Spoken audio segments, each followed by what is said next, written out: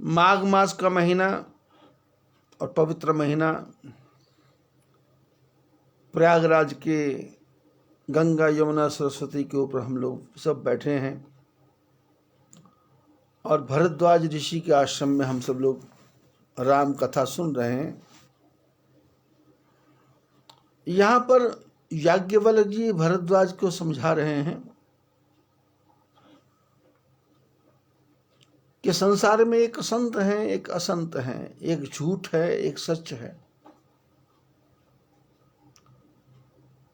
सत्य वचन जो एक बार बोला गया वो लाख बार भी बोला जाएगा तो उसमें कुछ बताना नहीं है, समझाना नहीं है कि सत्य सूर्य के समान है, सत्य चमकता है, सत्य अपने आप को स्वयं प्रदर्शित करता है। सत्य के बारे में कोई लाग लपेट नहीं है, सत्य के बारे में कोई छल कपट प्रपंच नहीं है, सत्य के बारे में कोई भी इधर उधर की बात नहीं लगानी पड़ती। ईमानदारी हो, सत्य हो, बड़े से बड़े डाकू भी डाका डालने की बात कहते हैं, भाई जो सच है उसके बारे में बताओ। चोर भी जब बंटवारा करते हैं तो इस सिद्धांत पे चलते हैं कि भाई बंटवारा ईमानदारी से होना चाहिए। इसका अर्थ है सत्य को समझाना नहीं पड़ता, सत्य में बात को घुमाना नहीं पड़ता। लेकिन झूठ अंधकार की तरह है, झूठ छलावा है, झूठ एक प्रकार का पखंड है, छल है, कपट है, प्रपंच है। झूठ के पैर नहीं होते, झूठ का अस्तित्व नहीं होता, झूठ टिक नहीं पाता। एक झूठ को सिद्ध करने के लिए 1000 झूठ, लाख झूठ, करोड़ झूठ बोलने पड़ते हैं। शास्त्रों में लिखा है सत्य वक्ता न वंचकः। जो सत्य बोलने वाला वक्ता है वो ठग नहीं होगा। लेकिन सत्य के लिए भी सिद्धांत है। अब सत्य बोलना है तो ऐसा कड़वा सत्य नहीं बोलना है कि जिससे किसी दूसरे को चोट लग जाए। शास्त्रों ने कहा सत्यम ब्रूयात प्रियम ब्रूयात, न ब्रूयात सत्यम प्रियम, प्रियम च नानृतम ब्रूयात एष धर्म सनातनः।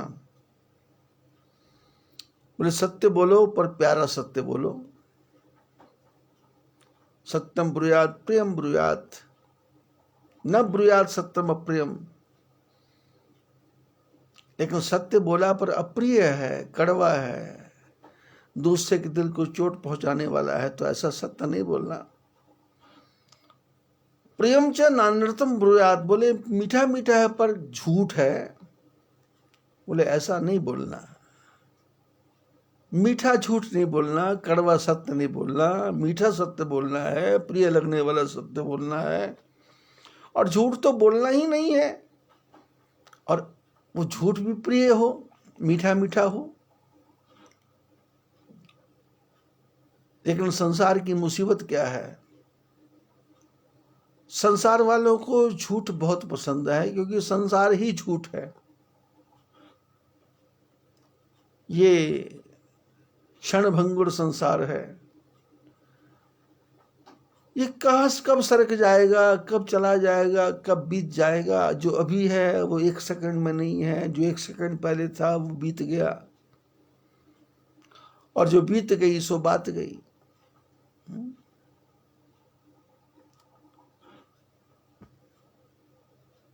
महापुरुषों ने कहा आगे के बारे में सोचो।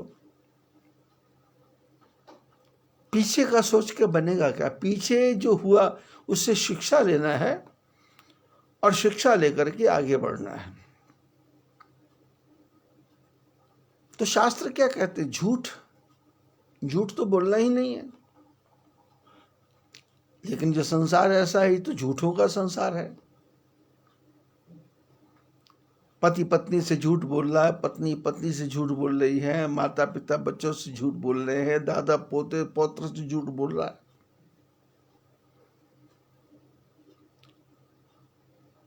क्योंकि संसार में यदि आप सत्य हैं, पूरा सत्य आपका है और उसमें लेश मात्र भी झूठ नहीं है, तो फिर आपको कोई हरा नहीं सकता। लेकिन यदि आपके सत्य में थोड़ा सा भी झूठ घुस गया तो फिर होगा क्या? फिर आप सच्चे नहीं रहे, आप छोटे झूठे हो गए। तो फिर छोटा झूठा हारेगा और बड़ा झूठा जीतेगा। ये संसार झूठों का युद्ध है, संसार झूठों का झगड़ा है। कौरव पांडव का झगड़ा झूठ का झगड़ा है।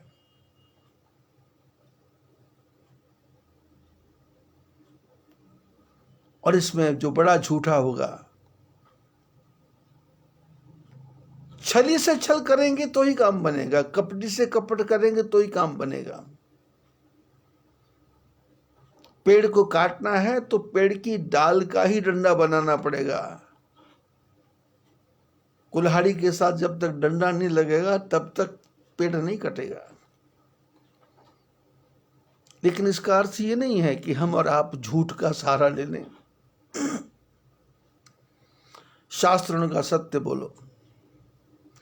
याज्ञवल्क्य भारद्वाज को समझा रहे हैं कि प्रताप भानु सत्यवादी था, सारे विश्व का मालिक था, पर एक सुअर के पीछे पागल हो गया, जंगल में भटक गया, महात्मा के आश्रम में चला गया। वो महात्मा कैसा? ढोंगी, इसी से हारा हुआ राजा। और वो राजा जो नकली महात्मा बना हुआ है, वो अपने को असली महात्मा सिद्ध करने के लिए कैसे कैसे शब्दों का प्रयोग कर रहा है। जो जो राजा से बात होती है, राजा ने अपना परिचय नहीं दिया कि मैं प्रताप भानु हूं। राजा ने कहा मैं प्रताप भानु का मंत्री हूं। अब समस्या क्या खड़ी हुई? वही भरद्वाज जी के याज्ञवल्क्य कहते, भरद्वाज जी, प्रताप भानु सच्चा था, लेकिन जंगल में वो झूठे महात्मा के सामने झूठ बोला कि मैं प्रताप भानु का मंत्री हूं। अब सामने जो बैठा है महात्मा, वो तो झूठा महात्मा है। वो तो इस राजा से हारा हुआ, प्रताप भानु से हारा हुआ राजा है, जो साधु का भेष बना के बैठा है। और आप समाज में देखोगे तो 100 में से 90 से ज्यादा साधु तो ऐसे ही हैं। ज्ञान नहीं है। हरिद्वार में ऐसे महात्माओं को फसली महात्मा बोलते। फसली महात्मा, असली महात्मा और फसली महात्मा। इसके बारे में यदि देखना चाहो तो मैं तो 16 साल की 17 साल की उम्र से देख रहा हूं असली फसली का भेद। क्योंकि हरिद्वार में महात्मा लोग मंडली बना के चलते हैं, भिक्षा मांगने के लिए जाते हैं। तो उस समय मेरे को बनाया गया था कोतवाल। तो मेरा काम क्या था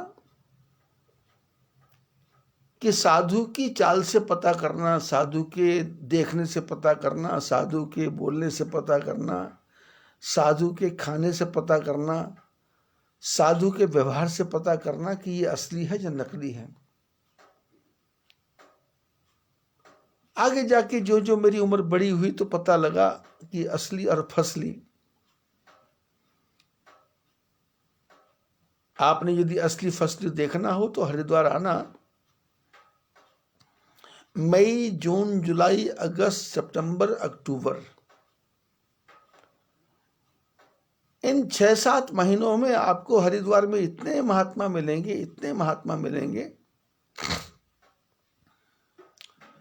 कि हरिद्वार में गीता कुटीर है, एक आश्रम तपोवन में। वहां पर रोज के 1000 महात्मा भोजन करते हैं, 500 महात्मा भोजन करते हैं, 800 महात्मा भोजन करते हैं। और दिन भर अन्न क्षेत्र चलते हैं तो उसमें क्या है, आज से 35-40 साल पहले हरिद्वार में महात्मा को पैसा नहीं देते थे, भोजन देते थे, लेकिन व्यवस्थाएं बदली तो उसके साथ ही क्या हुआ, महात्मा को दक्षिणा मिलने लग गई। पहले क्या होता था, दक्षिणा नहीं मिलती थी, हम लोग जाते थे भोजन करने तो वो अन्य क्षेत्र वाले कभी साबुन दे देते थे, कभी छाता दे देते थे, कभी कंबल दे देते थे, जो महात्माओं की इच्छा समय के अनुसार जो चाहिए वो मिल जाता था। तो साबुन में भी पैसा नहीं खर्च करना, कपड़ा भी फ्री का मिल गया। तो किसी क्षेत्र में गेरू रंग मिल जाता था तो जिससे चढ़ा लो। हरिद्वार में एक आश्रम है, साधुवेला आश्रम। वो साधुवेला आश्रम में सिर्फ कपड़े में रंग देने के लिए जो गेरू है रंग वो मिलता था। और उसके बाद में घटनाक्रम बदला, अन्य क्षेत्रों में पैसा मिलने लगा, गीता कुटीर में पैसा मिलने लगा, फिर तो महात्माओं की बाढ़ आ गई। कुछ नहीं करना, जिसकी उम्र 60 साल से ऊपर है वो पत्नी को बच्चों को छोड़ के सीधा हरिद्वार पहुंच जाता है और हरिद्वार प्लेटफार्म के ऊपर ही अपनी पैंट कमीज धोती कुर्ता थैले में डालता है, लाल रंग के कपड़े पहने और आ गया मंडली में। कहीं भी रह जाता है, गीता कुटीर में कोई पूछता नहीं, लाल कपड़ा पहनो, जाओ खाओ पियो मौज करो। और आप नवंबर के महीने में रेलवे स्टेशन पे जाके खड़े हो जाना, जो रेलवे स्टेशन पे महात्मा दिखता था वो रेलवे के अंदर जाते ही अपने कपड़े चेंज करके धोती कुर्ता लेकर के वो पैंट शर्ट पहन करके सीधा घर पहुंचता है। हरिद्वार के बैंकों में जाएंगे तो इतने खाते हैं कि हरिद्वार के सारे बैंक महात्माओं के नाम पे ही चल रहे हैं। फसली महात्मा और असली महात्मा तो अब हरिद्वार में कहाँ, वो तो वहां छोड़ छाड़ के ऊपर पहाड़ों में जाते हैं, बद्रीनाथ केदारनाथ गंगोत्री यमुनोत्री में रहते हैं।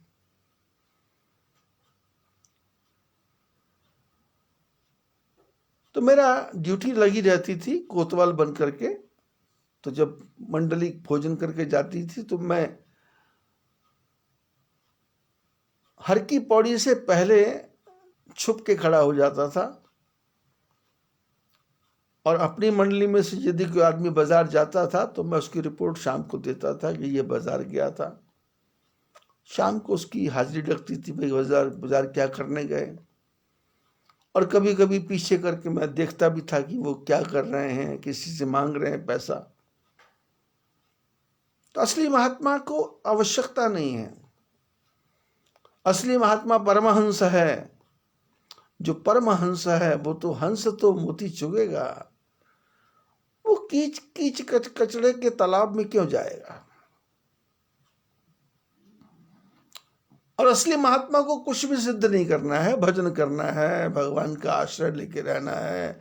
उसको तो जंगल में बैठे भी भोजन मिलेगा, सड़क में बैठे भी भोजन मिलेगा, चलते फिरते भी भोजन मिलेगा। भोजन तो उसके पीछे पीछे भागेगा। हमारा भाग्य परमात्मा ने लिखा है। परमात्मा भूखा सुलाता उठाता है, सुलाता है खिला करके, लेकिन उठाता भूखा है। पर दिन में भूखा नहीं रहने देता परमात्मा। याज्ञवल्क्य बोलते हैं, भारद्वाज जी, प्रताप भानु ने जंगल में बैठे नकली साधु के सामने झूठ बोला और जो सामने महात्मा था वो तो महा झूठा था। अब ये क्या हुआ, छोटे झूठे की बड़े झूठी की लड़ाई। और बड़ा झूठा कितना कितना झूठ बोलता जा रहा है। उसने कहा, आदि सृष्टि उपजी जब ते तब उत्पत्ति भय मोर। कभी कभी लोग बैठते हैं आपस में तो बोलते हैं, भाई झूठ बोले तुमने तो झूठ में पहाड़ों के पहाड़ तोल दिए। 100 ग्राम झूठ, 200 ग्राम, 300 ग्राम झूठ बोल, ये तो तू पहाड़ ही पहाड़ तोलता जा रहा है। मैंने कितनी बड़ी बात बोल दी इस महात्मा ने, नकली साधु ने। बोले जब से सृष्टि बनी है, मैंने आदि सृष्टि, जब ब्रह्म ने सोचा सृष्टि बनानी है, तो बोले उस समय मैं पैदा हुआ था। ये प्रताप भानु क्या है? जितने भी यज्ञ हैं इसने एक एक यज्ञ हजार हजार बार किया है। तो क्या इसको पता नहीं था कि जब आदि सृष्टि हुई तो उस समय ब्रह्मा विष्णु शंकर बने और तीनों की एक प्रकार से ड्यूटी लगाई गई, ये काम करना है। उस समय तो चौथा आदमी बना ही नहीं था, तो फिर ये कहां से आ गया? मैंने झूठ, छोटा झूठ जो है, छोटा झूठा होता है, वो घबरा जाता है, वो भटक जाता है, क्योंकि कभी झूठ बोले ही नहीं। अब बोलना पड़ा तो अब इसको संभालू कैसे? प्रताप भानु इस नकली साधु के चक्कर में ऐसा आया कि उसका छोटे से छोटा, बड़े से बड़ा झूठ इसको सत्य ही लगता है। प्रताप भानु ने पूछा, आपका नाम क्या है? आप यहाँ कब से रह रहे हो? तो इसने ऐसी हवा बांधी कि जब से सृष्टि बनी है तब मैं पैदा हुआ था, और तू मेरा नाम पूछ रहा है? तो मेरा नाम कुछ नहीं है भैया, मेरा नाम तो कुछ है ही नहीं। एक तनु, एक ही तन है मेरा। जब से मैं पैदा हुआ तब से आज तक मेरी मृत्यु नहीं हुई। जबकि सब लोग बोलते हैं आया है सो जाएगा, राजा रंग फकीर। जो पैदा हुआ उसका तो बिनसे, जो पैदा होगा उससे बिनसे ही, वो तो बिनसेगा। तारे टूटते हैं, पेड़ सूखते हैं, नदियां सूख जाती हैं, ग्लेशियर बह जाते हैं। यहां संसार में कोई भी स्थायी नहीं है। पर ये क्या कहता है? नाम एक तनु हेतु तही, देह न धरी बहोर। इसने इतना झूठ बोला कि जब से सृष्टि बनी है तब मेरी उत्पत्ति हुई थी और मैं आज तक मरा नहीं, इसलिए एक तनु मेरा नाम है, ऐसा मैं मानता हूं। ना एक तनु इसलिए है कि मैंने दोबारा देह धारण नहीं की, ये शरीर छोड़ा नहीं। जबकि सारे शास्त्र पुराण कहते हैं कि विनाश होता है, सृष्टि में विनाश होता है। ये तो सृष्टि बनने के बाद में कुछ 7 लोग हैं। मार्कंडेय ऋषि हैं, अश्वत्थामा हैं, तपस्या के बल पे वो अमर हुए, उनकी मृत्यु नहीं होती है। लेकिन इसने तो इतना बड़ा झूठ, और किसके सामने झूठ बोल रहा? जिस राजा ने अनेकों अनेकों यज्ञ किए, पूजा किए, पाठ किए, धर्म किए, कर्म किए, जो शास्त्रों को जानने वाला है। लेकिन छोटा झूठा बड़े झूठे से प्रश्न कैसे करे? क्योंकि बड़ा झूठा तो हार जाएगा, छोटा झूठा हार जाएगा। एक छोटी सी बात याद आती है। कोई नौकर मालिक के साथ काम करता था, पैसे वाले के साथ काम करता था, कभी बात चलती थी तो मालिक नौकर को समझाया करता था कि पैसे को पैसा खींचता है, पैसे को पैसा खींचता है, पैसे को पैसा खींचता है। एक दिन सेठ कमरे में बैठे बैठे पैसे गिन रहा था, जमीन पे पैसा डाल करके सिक्के रुपए जो भी था गिन रहा था। तो नौकर ने देखा मालिक पैसे गिन रहा था, इसने अपने 10 रुपए उस ढेर के पास रख दिए, थोड़ी दूर, कि ये 10 रुपए दूसरे 10 रुपए, 20 रुपए, 100 रुपए को खींच के ले आएगा तो अपना काम बन जाएगा। कि मालिक साहब जो नहीं बोलते हैं, पैसा पैसे को खींचता है। नौकर दूर खड़े देखता रहा, लेकिन मालिक ने हाथ घुमाया और वो जो 10 का नोट भी बड़ा था, सोचा मेरा ही है, इसने गड्डी में मिलाया, गिन के रख दिया। नौकर बाहर खड़ा है, मालिक ने पूछा तू क्यों खड़ा है? तो नौकर ने कहा साहब आपने कहा था पैसों को पैसा खींचता है, ये पैसे की ढेरी लगी थी, इसके पास मैंने अपना 10 का नोट रखा, पर पैसे ने पैसे का तो खींचा नहीं। वो 10 रुपए भी आपने खींच के अपने में रख दिए। सेठ ने कहा तेरे 10 रुपए थे क्या? बोले हाँ। बोले रखे क्यों? बोले ये बड़ी ढेरी में से खींचेगा। तो उसने कहा मूर्ख, ये बड़ी ढेरी में ज्यादा पैसे हैं, तेरा एक 10 रुपया है, तो बड़ी ढेरी ने तेरा 10 रुपया खींच लिया। पैसा पैसे को खींचता है। अब इस ढेरी में और बड़ी ढेरी लगाता तो शायद काम हो जाता था। मतलब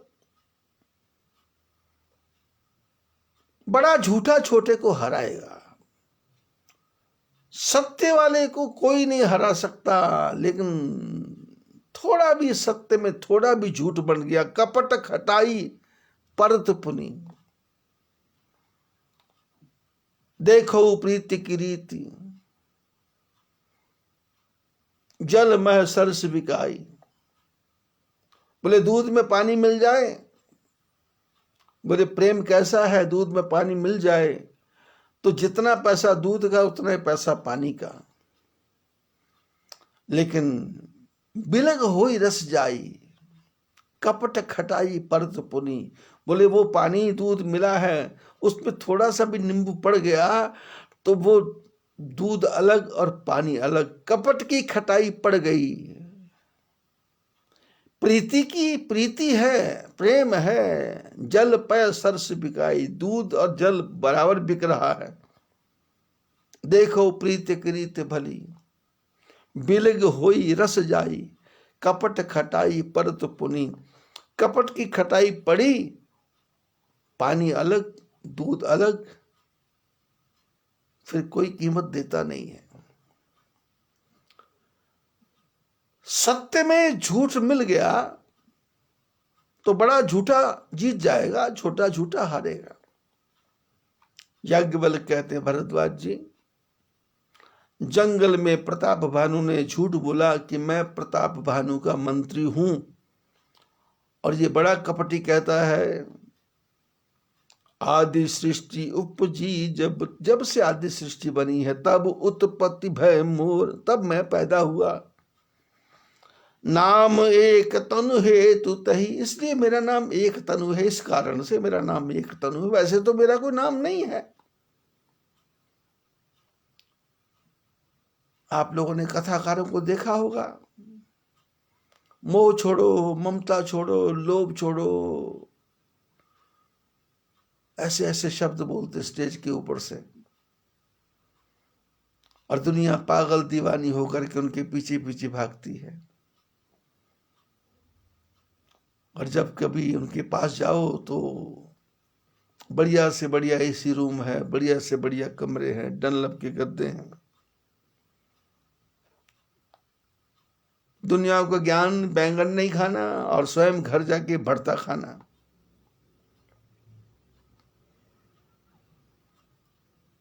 इस महात्मा ने कहा इसलिए मेरा नाम एक तनु है, क्योंकि मैंने जब से सृष्टि बनी है तब से शरीर धारण ही नहीं किया।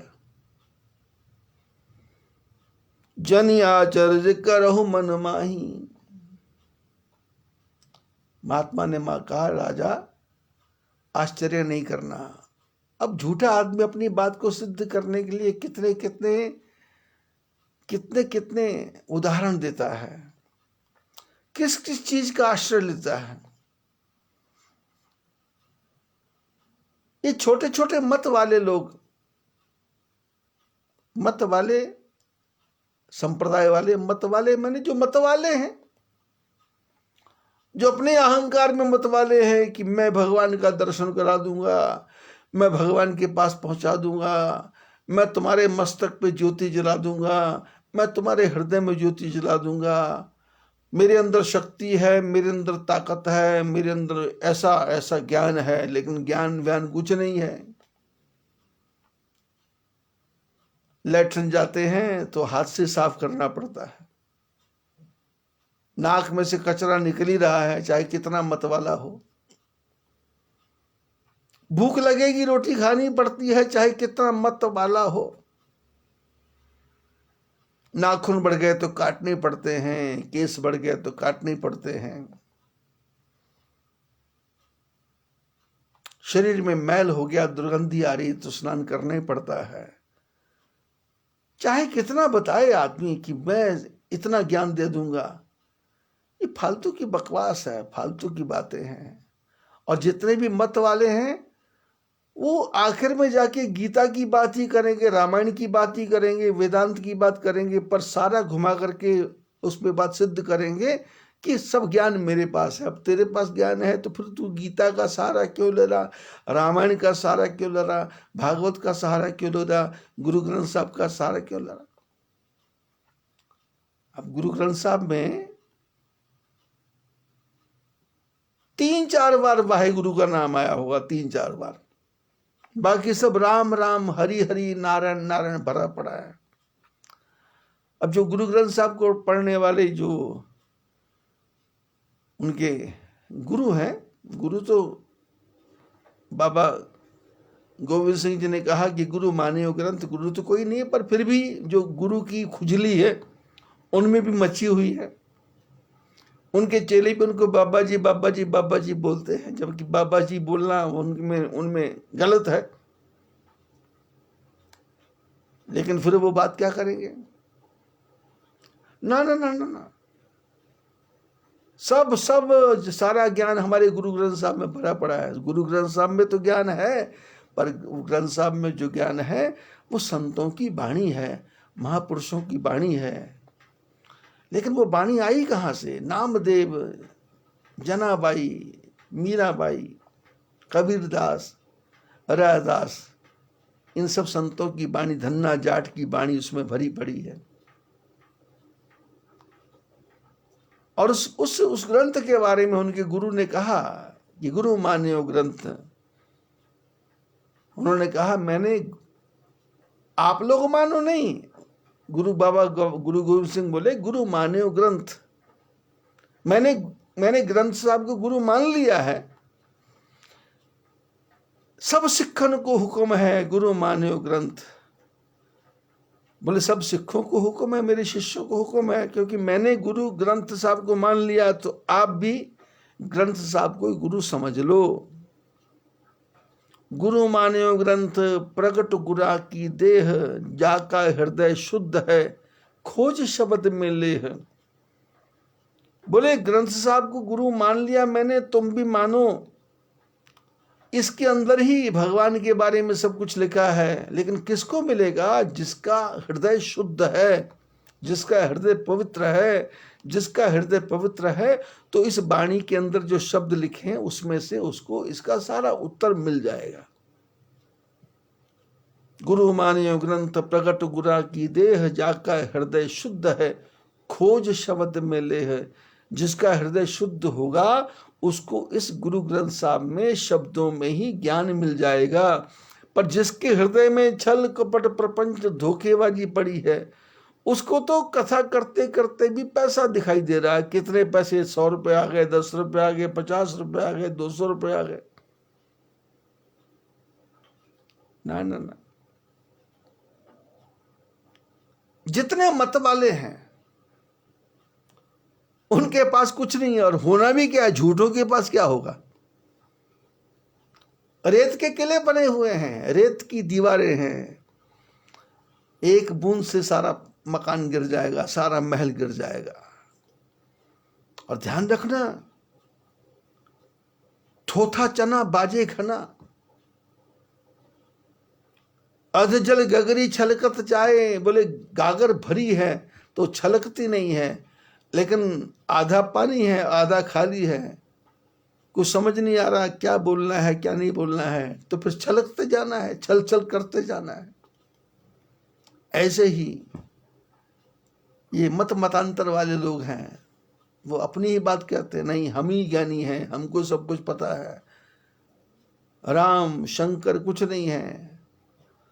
याज्ञवल्क्य कहते भरद्वाज जी, यही हाल इसका महात्मा का है, जंगल में बैठे जनि आचर्य करहु मन माही। प्रताप भानु को आश्चर्य हुआ और होना भी था, क्योंकि शास्त्रों को पढ़ा हुआ था, यज्ञ किए हुए थे, पूजा पाठ किए हुए थे। अब महात्मा को लगा कि मैंने इतना बड़ा झूठ पहाड़ का पहाड़ बोल दिया, लेकिन सामने वाले को थोड़ा विश्वास तो करवाऊं। तो ये स्वयं ही सफाई दे रहा, बोले हैरान हैरान क्यों हो रहा तू? अरे राजा, अरे भाई, राजा तो नहीं बोला, अरे भाई हैरान क्यों? क्योंकि प्रताप भानु ने कहा ही नहीं कि मैं राजा हूं, और इस ढोंगी को पता है कि ये राजा है, इसलिए वो ताना बाना ऐसे बुनता है, मकड़ी का जाला ऐसे बुनता है कि इसको चारों तरफ से बांधता जा रहा, बांधता जा रहा, बांधता जा रहा। मकड़ी जो है वो जाला बना करके एक तरफ बैठ जाती चुपचाप, और सामने से जो मच्छर वगैरह आते हैं वो फंसते हैं। अब मच्छर फंसते हैं तो वो मकड़ी को दूर बैठे पता लग जाता है कि ये अपने फंस गया ये। लेकिन जो मस्त महात्मा है, जो बड़े बड़े चील पक्षी हैं, बड़ी बड़ी चिड़िया हैं, वो तो फंसती नहीं। मुझे मेरी मस्ती कहाँ लेके आई, कहाँ लेके आई, मुझे मेरी मस्ती कहाँ लेके आई, कहाँ लेके आई। जिसको ज्ञानी की मस्ती है वो छोटे मोटे जालों में कहाँ फंसेगा। मकड़ी जाल बुनती है, छोटी मक्खी फंस जाती, मच्छर फंस जाता है, छोटे जीव फंस जाते हैं, और मकड़ी आके उसको चारों तरफ अपने जाल लपेट करके उसको बांध देती है और फिर खत्म कर देती है। ऐसे ही जंगल में बैठा ढोंगी साधु, जो राजा था ढोंगी, इसने प्रताप भानु के चारों तरफ ऐसा जाल बुनना शुरू किया कि बोल दिया कि जब से सृष्टि बनी है तब मेरी उत्पत्ति हुई थी। अब राजा हैरान, तो इसने सफाई देना शुरू किया। जनि आचर्य करहु मन माही। बोले अपने मन में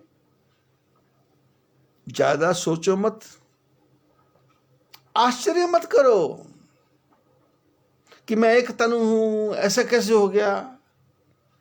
सुत तपते दुर्लभ कछु नाही, जनि आचर्य करहु मन माही।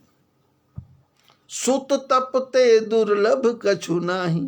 बातें करते करते इस महात्मा, ढोंगी महात्मा ने प्रताप भानु को बेटा बोल दिया। बेटे, मैंने दबाने के लिए बेटा बोल दिया। बेटे, तपस्या करने से कोई दुर्लभ नहीं है, तप से। सुत तपते दुर्लभ कछु ना। तपस्या से कुछ भी दुर्लभ नहीं है। याज्ञवल्क्य भरद्वाज जी को कथा सुना रहे हैं, लेकिन शब्दों की तरफ आपको मेरे को ध्यान देना है। इस ढोंगी महात्मा ने कहा, बेटे तपस्या से कुछ भी दुर्लभ नहीं है। तो प्रताप भानु पूछ सकता था कि जब आदि सृष्टि हुई तब आपकी उत्पत्ति हुई, तो फिर आपको तपस्या करने की क्या आवश्यकता थी।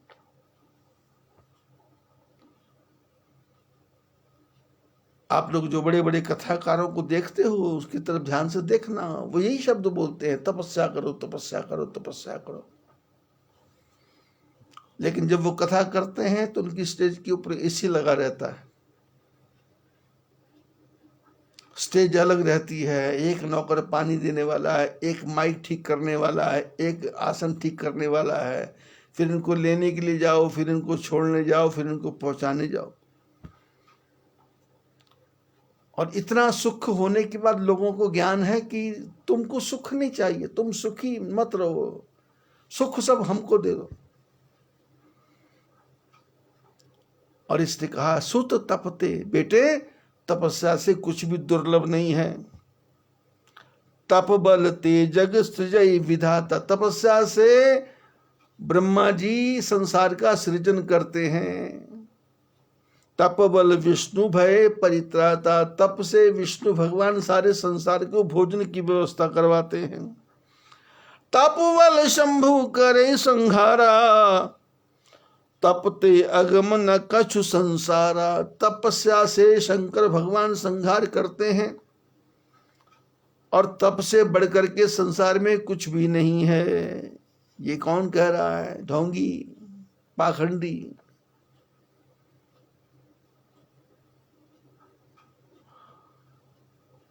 ढोंग पाखंड करने वाला कितने बड़े शब्द बोल रहा है। भयो नृपे सुनी अति अनुरागा।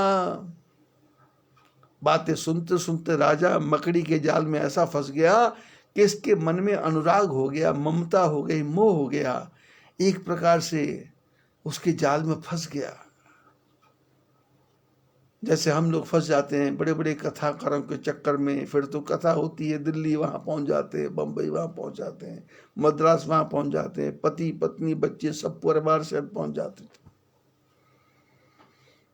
जबकि शास्त्रों ने कहा गुरु मंत्र लो और घर में बैठ के भगवान का भजन करो, पीछे लगना नहीं, पीछे जाना नहीं, भीड़ लगाना नहीं। और ये जंगल में बैठा तपस्वी नकली महात्मा, भयो नृपहि सुनी अति अनुरागा। राजा के मन में अनुराग हो गया कि हाँ हो सकता है भाई तपस्या से। लेकिन जब ये आदि सृष्टि बनी, ये पैदा हुआ, तो फिर विष्णु शंकर का उदाहरण देने की क्या जरूरत थी? पर उदाहरण दे रहा है। कथा पुरातन कहे सुलागा। अब ये पुरानी पुरानी कथा कहने लग गया। था तो राजा, प्रताप भानु भी राजा था, ये भी राजा था, पर ये हार गया तो ये, लेकिन जानता तो सब कुछ है, तो इसलिए पुरानी। और कथा कैसी? कर्म धर्म इतिहास अनेका, करे निरूपण विरति विवेका। अब ये कर्म की बात करने लग गया, धर्म की बात करने लग गया, इतिहास पुराणों की बात करने लग गया, ऐसे ऐसी बातें करने लग गया जिससे इसका ये जो झूठ है वो सिद्ध हो जाए कि ये झूठ नहीं है, ये पूरा ही सत्य है। जब से सृष्टि बनी है तब उत्पत्ति भय मोर। तो उदाहरण देने लगा कि धरती कब बनी है, आकाश कब बना है, सूर्य कब बना है, जब से सृष्टि बनी तब से बना है, और मैं भी तब से बना हूं। करे निरूपण विरति विवेका। निरूपण कर रहा, सिद्ध कर रहा, फैक्ट है, असलियत है, रियलिटी है, मैं एक तन हूं। और उसको अपने विवेक से सिद्ध करने की चेष्टा करता, जबकि विवेक नाम की कोई चीज थी नहीं। उद्भव पालन प्रलय कहानी, कहसी अमित आचर्य बखानी। अब ये संसार कैसे पैदा हुआ, आश्चर्य के साथ आंखें फाड़ फाड़ के बता रहा है। और इसका पालन कैसे होता है, आंखें फाड़ फाड़ के कथा बता रहा है। और प्रलय की कहानियां बता रहा है। सृष्टि कितनी बार फूकी, कितनी बार जली, कितनी बार नष्ट हुई, इसका कब विनाश हो जाता है, ऐसे ऐसे कथा को बना बना के कर रहा है। और प्रताप भानु फंस गया जाल में। सोन महीप तापस बस भयऊ। सुनते सुनते ये राजा इस तपस्वी के बस में हो गया, फंस गया जाल में। आपन नाम कहन तब लयू। इतनी बातें जब हुई तो इस राजा ने, प्रताप भानु ने कहा कि महाराज मैंने आपसे झूठ बोला था, मैं प्रताप भानु का मंत्री नहीं हूं, मेरा नाम प्रताप भानु है, मेरा नाम प्रताप भानु है। बता दिया मेरा नाम प्रताप भानु है।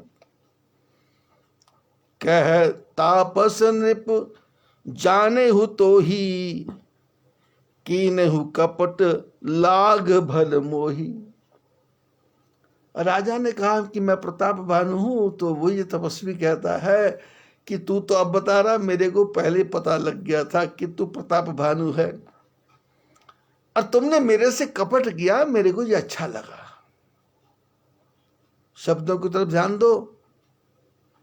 कपटी साधु कह रहा है प्रताप भानु से, प्रताप भानु ने अपना नाम बताया, तो इसने कहा कि मैं तो जानता हूं कि तू प्रताप भानु है, और तुमने मेरे से कपट किया, मेरे को बड़ा अच्छा लगा। अब ढोंगी आदमी को क्या लगेगा? जो ढोंग करेगा वही उसको पसंद आएगा। पाखंडी को कौन पसंद आएगा? जो पाखंड करेगा वही पसंद आएगा। झूठे को कौन आदमी पसंद आएगा? जो झूठ बोलेगा वही पसंद आएगा। कई ने कपट लाग भल, कपट मुनि ने कहा तुमने कपट किया, मेरे को बड़ा अच्छा लगा, तुम बुरा बुरा मत मानो। सुन महिष असनीति, यह तह नाम न कहिए नृप, मोहित हो पर अति प्रीति, सोई चतुरता विचारी तब। इस जंगल में रहने वाले नकली साधु ने कहा कि राजन, जो तुमने नीति की है वो नीति बिल्कुल ठीक है। आदमी को अपना अपना परिचय यहां तक नहीं देना चाहिए। समय के अनुसार आदमी को परिस्थिति के अनुसार बदल जाना चाहिए। नाम तुम्हारे प्रताप दिनेश, राजन तेरा नाम प्रताप भानु है।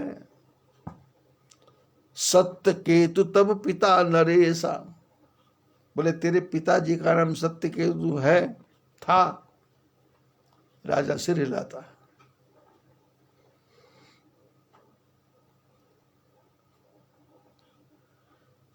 संसार में जब आदमी के ऊपर विपत्ति आती है तो वो क्या करता है? अपनी जन्मपत्री लेकर के जगह जगह दिखाता है। अपना हाथ सड़क पर बैठी ज्योतिषियों को दिखाता है। अब जिनके पास जन्मपत्री लेके जाता है वो देखता है और कहता है राहु केतु शनि, नजर लग गई, टोना कर दिया, टोटका कर दिया, तेरे पे किसी ने जादू कर दिया, ठीक करवाना है तो भैया 2000 रुपये लगेंगे, 2500 रुपये लगेंगे, 3000 रुपये लगेंगे। लेकिन जो कलाकार है वो क्या बोलता है? 5 रुपये में ठीक हो जाएगा, क्योंकि दुकान सजानी है, 5 में ठीक। तो आदमी जो फंसा है वो 5 ही रुपये देता। शहरों में सड़क के ऊपर ज्योतिषी लोग सड़क के ऊपर बैठे तोता रख करके, मैना रख करके। भविष्यवक्ता बैठे कहाँ हैं? गंदे नाले के ऊपर भविष्यवक्ता, दुनिया का भला करने वाले भविष्यवक्ता स्वयं कहाँ बैठे? गंदे नाले के ऊपर। गंदे नाले के ऊपर वो पट्टा पड़ा है, उसके नीचे बदबू बह रही है, नीचे से लैट्रिन बह रही है, उसके पे बैठा ज्योतिषी। और मेरे आपके जैसा आदमी जो दुख में फंसा है, वहां बोर्ड लगा है ज्योतिष कार्यालय, भविष्यवक्ता, भूत भविष्य वर्तमान की जानने वाले। और मेरे आपके जैसे वहां जाके बैठ जाते हैं। कोट पैंट पहना आदमी जब गंदे नाले के किनारे ज्योतिषी के पास जाके बैठेगा तो जो ज्योतिषी बैठा है वो तो आपकी औकात समझ ही गया, आपकी औकात समझ गया। जो गंदे नाले पे आके बैठ गया वो उस पे होगा क्या? तो फिर वो किस प्रकार से ताना बाना बुनता है आपको फंसाने के लिए। आपका हाथ देखेगा, एक देखेगा, दूसरा देखेगा, सीधा करके देखेगा, हाथों को मिला के देखेगा, हाथों के अंगुलियों के छेदों को देखेगा, अंगुली खोल, अंगुली बंद कर, अंगूठा देगा, हाथ की रेखाओं को देखेगा, फिर अंगुलियों के पोरों की रेखाओं को देखेगा, फिर अंगूठे की रेखाओं को देखेगा, फिर अंगूठे के पीछे जो रेखाएं हैं उनको भी देखेगा, फिर हाथ मोड़ के हाथ की जो यहाँ बाਹਾਂ से हाथ लगा है उस जगह भी रेखाएं बन जाती हैं तो उनको भी देखेगा। तो जो हाथ दिखाने वाला है सड़क पे, सड़क छाप ज्योतिषी के पास ये जो हाथ दिखाने वाला है, जब उसका ये ट्रिक देखता है तो इसके मन में होता है कि ये तो बहुत कुछ जानते होंगे,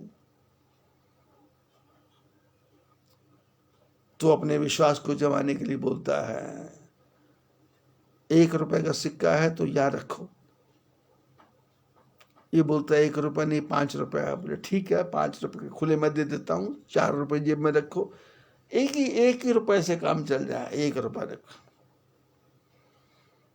अब 1 रुपया रखता है तो फिर हाथ इधर उधर घुमाया, ऊपर देखा, नीचे देखा, दाएं देखा, बाएं देखा, छेद देखे, अंगुलियों पे सारे निशान देखे, कहीं काला तिल तो नहीं है वो देखा, कहीं लाल तिल तो नहीं है वो देखा, अंगुलियों पे कितनी पोर हैं वो, उसमें 2 है कि 3 है कि 4 है कि 6 है कि 10 है,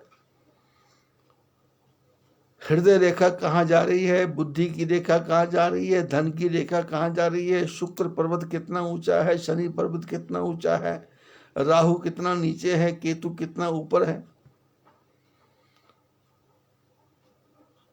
सड़क पर बैठा जोशी, ये सड़क पे खड़ा करोड़पति जिसका दीवार निकल गया, अब इससे ज्यादा और क्या क्या दीवार निकलेगा, एयर कंडीशन से निकल करके सड़क पे, सड़क छाप जोशी के पास हाथ दिखा रहा है। और ये सड़क छाप क्या बोलता है, एक बात बोलूं बुरा तो नहीं मानोगे, ये बोलता नहीं। बोले तुम्हारा दिल बहुत साफ है,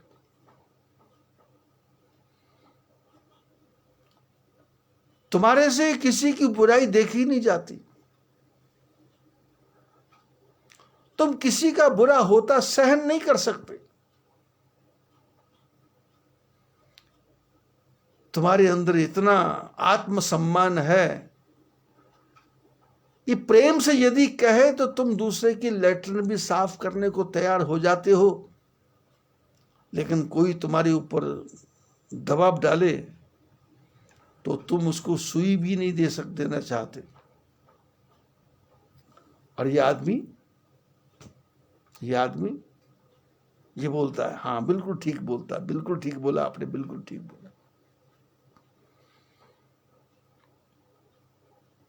फिर ये बोलता है बुरा तो नहीं मानोगे, बोले नहीं।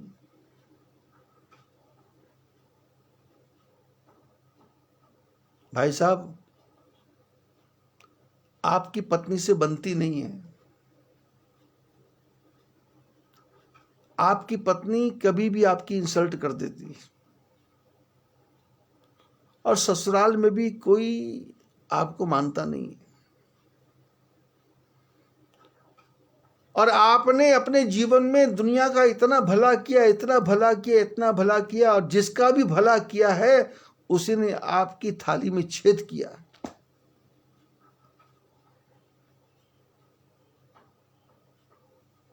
और ये जो रेखा लिखी है ना, ये रेखा, यदि ये रेखा आपके हाथ में ना होती तो आज आप शायद राष्ट्रपति से ऊपर होते।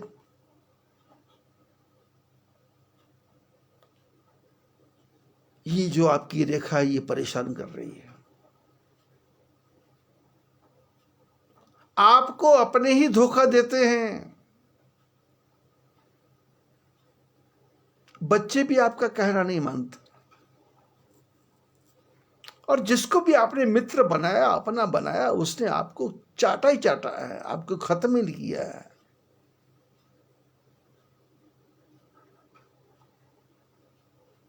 बुरा तो नहीं मानोगे,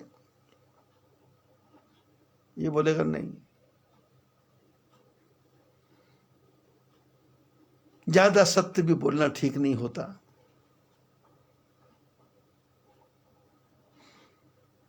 ₹10 है क्या आपके पास, बोले हैं, बोले ठीक है रखो यार, ₹10 रख दो। और ऐसे करते करते करते करते कैसा फंसाता है, फिर 10 के 100 के 1000 के 500, अब कितना होता है ये तो आप लोगों के साथ जिनके साथ बीती है, क्योंकि जितने भी आप कथा सुन रहे हो सबके साथ ये बीता हुआ है। राहु के नाम पे, केतु के नाम पे, शनि के नाम पे, पता नहीं किस किस के नाम पे आपने पैसे लुटाए हैं, फेंके हैं। और लूटने वाला लूट रहा है, लुटा रहे हैं तो लूट रहा। नाम तुम्हारे प्रताप दिनेश।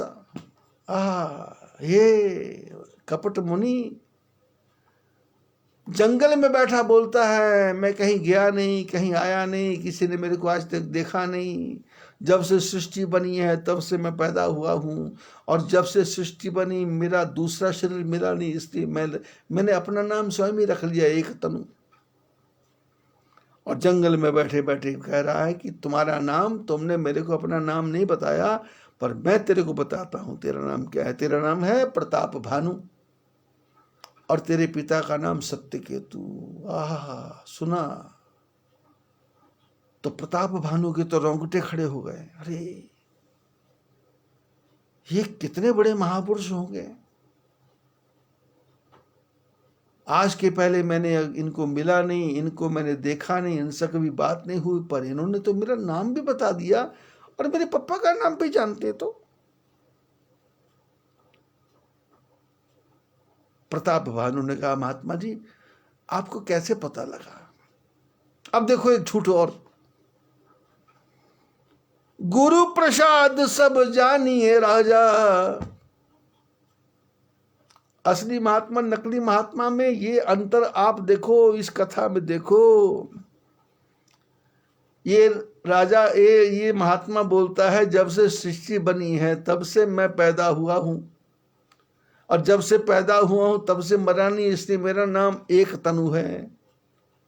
और कहता है तेरा नाम प्रताप भानु, तेरे बाप का नाम सत्यकेतु। और तुम सोचोगे ये मेरे को कैसे पता लगा, तो गुरु प्रसाद सब जानिए। बोले गुरु की कृपा से सब मेरे को पता लग गया। अब देखो झूठ पकड़ा गया। जब सृष्टि बनी तब तुम बने, तो तुम्हारा गुरु कहां से आ गया भाई। वही मैं शुरू में बताया था कथा में, याज्ञवल्क्य कह रहे भरद्वाज जी जो सत्य बोलने वाला है उसको सत्य एक ही बार बोलना है और लाख बार एक ही शब्द बोलना है, लेकिन झूठ तो झूठ ही है, फिर तो बोलते जाओ।